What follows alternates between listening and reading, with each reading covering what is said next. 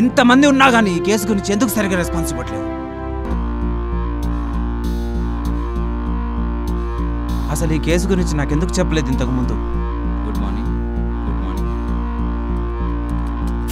ఏమైందమ్మా? చెప్పు, పర్లేదు చెప్పు. ఎక్కడ పడ్డావు? ఏ బాత్రూంలో? అక్కడ ఎలా పడ్డావమ్మా? అంత గలీజ్గున్నాయా బాత్రూమ్స్? హౌస్ కీపింగ్ పిల్లో, హౌస్ కీపింగ్ పిల్లో, హౌస్ కీపింగ్ పిల్లో. ఏంటమ్మా బాత్రూమ్స్ బాలేవా?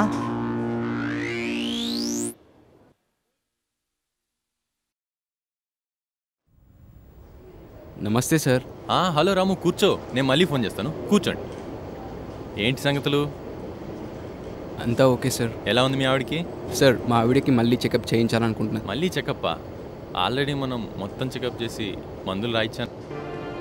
నా భార్యకి అమ్మాయి పుడుతుందో అబ్బాయి పుడుతుందో తెలుసుకోవాలనుంది. ఎందుకలా?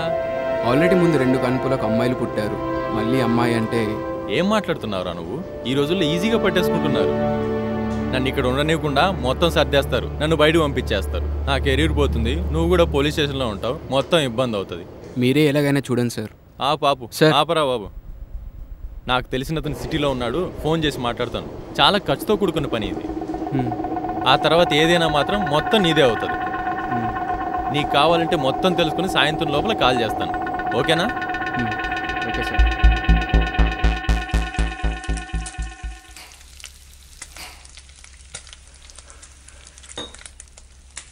సిటీకి వెళ్తున్నాం, 2 రోజులు ఉండాల్సి వస్తుంది. ఎందుకండి? హాస్పిటల్కి వెళ్ళాలి కదా. ఎందుకు? నాకు బాగానే ఉందని చెప్పారు కదా, మళ్ళీ సిటీకి ఎందుకు? చెప్పేది విను. అది కాదండి, నాకు బాగానే ఉందని డాక్టర్ చెప్పారు కదా. మన డాక్టర్ గారే చెప్పారే సిటీకి తీసుకెళ్ళమని. అక్కడ మంచి డాక్టర్లు ఉంటారంట, బాగానే చూస్తారు. ఇక్కడ చూపించుకుంటున్నాను కదా, మళ్ళీ అక్కడ డాక్టర్లు ఉంటారు కదా, డాక్టర్లు చూసుకుంటారు. అవునండి, ఇప్పటికిప్పుడు సిటీ కంటే ఎందుకు? మనీ వేస్ట్, తర్వాత మనకి వెళ్ళడం కాదు. నాకేమో జర్నీ కూడా ఇదైపోతుంది కదా, ఎండలు కూడా ఎక్కువగా ఉన్నాయి. నీకేం తెలిసే పిచ్చి ముఖం దానా? అసలే పుట్టబోయే పిల్లలకి లేనిపోని జబ్బులు వస్తున్నాయి.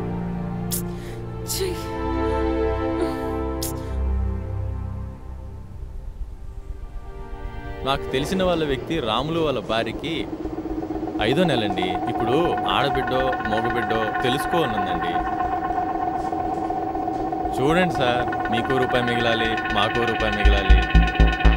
చూడండి, కొంచెం ట్రై చేయండి sir. Okay sir, okay sir. ఏదైనా సంగతి నేను మాట్లాడి మీకు చెప్తాను సార్. సిటీ? ఓకే సార్, సిటీకి పంపించాను sir. Okay, no problem sir. Okay sir, thank you sir. Okay sir, okay sir, okay sir. ఎందుకు ఊరికి మాట్లాడుతూ ఉంటావు? కాదు, తెలుసు కదా. ఇప్పుడు ఇవన్నీ అవసరమా మనకి? ముందు నేను వెళ్ళి మాట్లాడతాను, డాక్టర్లు బాగానే చూసుకుంటాను, ఓకేనా? నువ్వు ఇంకోసారి ఇలా మాట్లాడకు, వింటున్నావా?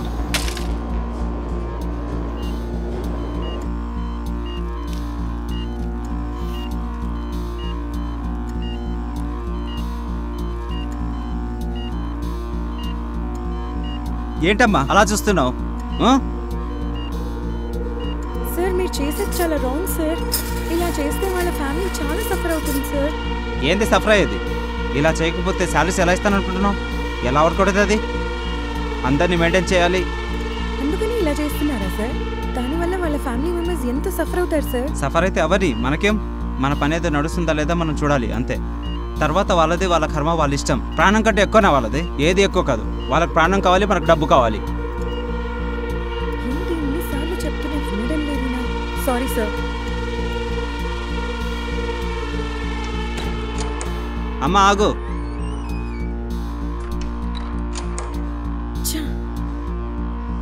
ఏంటి ఏంటి నీ బాధ? సార్ మీరు చేస్తున్నది చాలా రాంగ్ సార్. ఫ్యూచర్లో వాళ్ళకి వాళ్ళ ఫ్యామిలీ మెంబర్స్కి చాలా ప్రాబ్లం అవుతుంది. ఫ్యూచర్ కోసం ముందుగా ఏదో అయిపోతుందని ఆలోచిస్తూ కూర్చుంటే ఏం కాదమ్మా.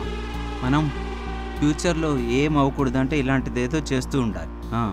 సమాజంలో సంపాదించడం నేర్చుకో, దానికవే అన్నీ సెట్ అయిపోతాయి. ఇంకొకసారి ఇలాంటి సిల్లీ డిస్కషన్స్ అని నా దగ్గర తీసుకొని రాకు, ఓకే? మైండెడ్. ఏంటి ఎంత చెప్పినా ఆయన వినట్లేదు అసలు.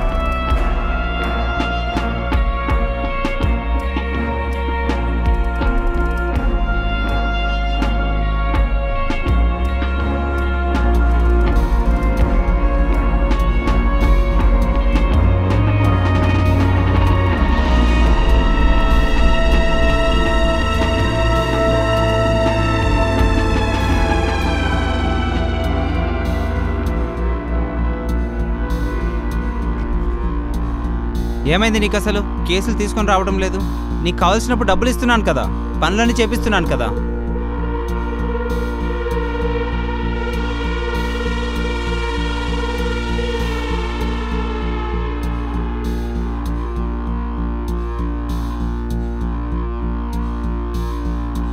ఇలా భయపడితే ఏం బిజినెస్ చేస్తావురా వేస్ట్ ఫెలో? ఏ పో, ఇక్కడి నుంచి పో.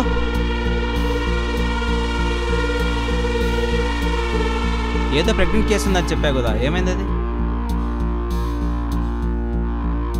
ఏ అమ్మా ఆగు, ఆగమ్మా ఆగు.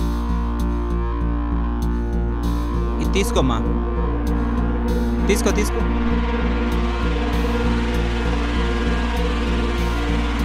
ఏమ్మా అంతా వినేసావా? సినిమా కూడా తీసేసావు కదా మొబైల్లో. ఏ రాజా, నీకొకటి చేసి చూపిస్తాను. భయం ఒక్క మనసులో ఉంటే ఎలా? నీ నర్వ్ సిస్టంలో నేనుండాలి. అసలు నన్ను చూస్తే నీ నర్వ్ సిస్టమ్ ఎలా పనిచేస్తుందో, ఎలా భయపడుతుందో అని భయం ఉండాలి.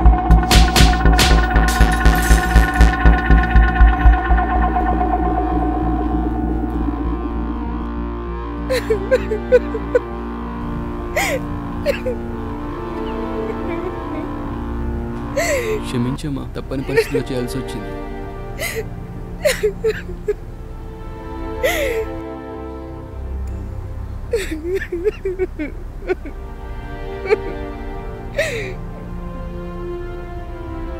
లేకపోతే పూ అమ్మా అంటే వింటారా ఇల్లు?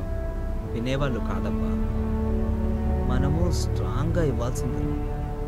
యాక్చువల్లీ ఈ ప్రోగ్రామ్ అంతా చేసింది ఎందుకంటే ఎవరిని ఉద్దేశించి కానీ, ఎవరిని అవమానించడానికి కానీ ఎందుకు కాదండి ఇది.